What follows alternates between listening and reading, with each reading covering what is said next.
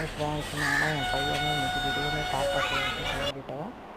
போயிட்டு நீ ஃப்ரெண்ட்ஸ், நாங்கள் வந்து கோயிலுக்கு நிறைய வண்ணாரப்பேட்டையில் தாத்தா என்ட்ரன்ஸ்லேயும் கோயிலுக்கு இது மாதிரி வந்திருக்கோம். லிங்கம் மாதிரி இங்கே வச்சுருந்தாங்க. பாருங்கள். அப்புறம் போயிட்டு எலுமிச்சப்பழம் பூவெல்லாம் கடையில் வாங்கிட்டு தாத்தாவுக்கு சன்னிதானத்துக்கு போயிட்டு தாத்தா கோயிலில் வந்து இன்றைக்கி கொஞ்சம் ஃப்ரீயாகவே இருந்துச்சு.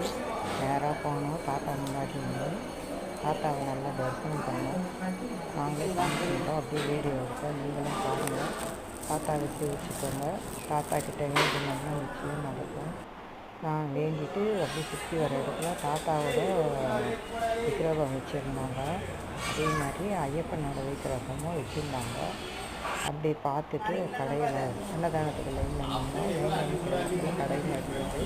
அதை பார்த்துக்கிட்டு அப்படியே வழியில் சாமி எல்லாம் வர இருந்தாங்க. சிவன் முருகர் விநாயகரெல்லாம் இருந்தாங்க.